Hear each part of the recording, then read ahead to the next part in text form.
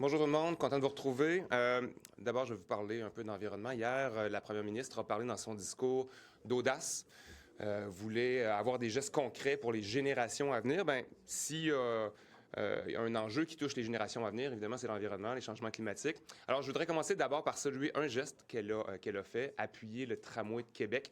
C'est un engagement important qui devait être réaffirmé. Donc, je suis content de voir qu'on continue à avancer avec ce projet-là. Pour le reste, la CAQ demeure la même que sous François Legault.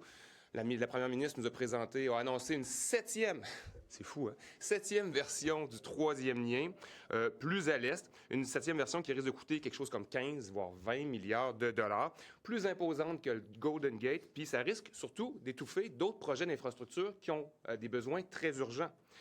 La première ministre a parlé d'investir, d'être responsable d'investir dans les infrastructures que nous possédons déjà, mais elle est restée muette sur le métro de Montréal qui a besoin d'investissements de 7 milliards de dollars pour être réparé. 7 milliards qui vont devenir 9 milliards en 2030 si on ne fait rien. Alors, j'ai trouvé ça vraiment surprenant d'une première ministre qui était anciennement PDG de la Chambre de commerce de l'Est de Montréal, qui, à cette époque, disait que le métro était une composante, un pilier majeur de la mobilité sur l'île de Montréal et dans la métropole. Enfin, la première ministre, pendant sa course au leadership, a dit vouloir relancer l'exploitation des gaz de schiste. Or, hier, dans son discours, elle a été muette. Est-ce qu'elle a été volontairement muette? Est-ce qu'elle a toujours l'intention de continuer à le faire? Est-ce qu'elle veut faire avancer ce projet-là, ce retour aux énergies fossiles made in Québec, contre l'avis et contre la volonté des Québécoises et des Québécois? Est-ce qu'elle veut faire avancer ce projet-là en catimini? Alors voilà, c'est ça. Un pas en avant pour le tramway, mais pour le reste, avec Christine Fréchette, c'est la même chose qu'avec François Legault. On recule en matière d'environnement et de changement climatique. Merci beaucoup, Étienne. Bonjour tout le monde. Encore beaucoup d'articles sur le dossier santé numérique ce matin. Depuis quelques semaines, on anticipe d'importantes baisses de services dans le réseau de la santé, dans les deux endroits visés. Vraiment, jusqu'à 50% de réduction. Les médias en ont fait part. Vous en avez fait part. L'annulation de chirurgie aussi, là, ça inquiète beaucoup sur le terrain. Puis le report de rendez-vous.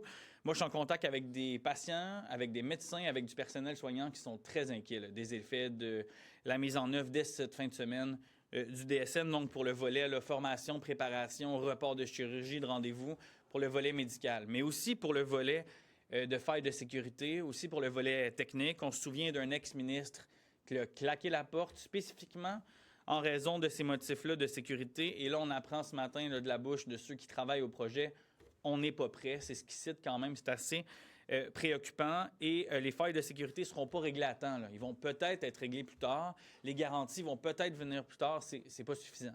C'est pas suffisant parce qu'on parle de garanties qui sont minces, qui sont nulles aussi en ce qui a trait à la propriété de nos données, puis en ce qui a trait au gouvernement américain, la capacité très facile et très claire pour le gouvernement américain avec le Patriot Act, avec le Cloud Act, d'aller chercher nos données, en plus des risques de rançon logiciel, de perte de données, de fuite de données, de voir les mêmes acteurs et actrices travailler au dossier sécuritaire, nous dire qu'on n'est pas prêt.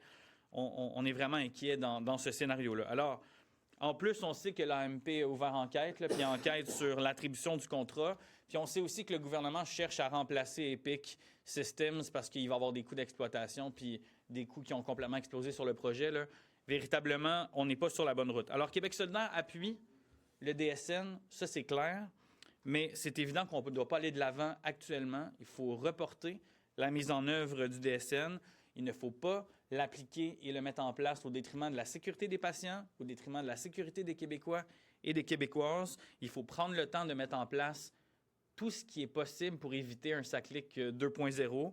Et là, la première ministre, la nouvelle première ministre, en début de semaine, là, elle a mis son sceau d'approbation personnelle sur le dit dossier santé numérique. Donc, ce qui va arriver, là, puis ce qui est craint, puis ce qui est dénoncé par les médecins, par les infirmières, par les agents qui travaillent au dossier, elle ne pourra pas dire qu'elle ne le savait pas. Elle ne pourra pas dire qu'elle n'aura pas été au courant. Elle ne pourra pas faire comme François Legault en disant qu'ils nous ont caché des choses. Là. Ça ne fonctionnera pas. Les informations sont là, l'ensemble des données sont là, le milieu demande le report du projet. Allons de l'avant, mais de manière convenable. Mme Fréchette, elle joue quand même très gros là-dessus et les Québécois et les Québécoises vont s'en souvenir. Merci.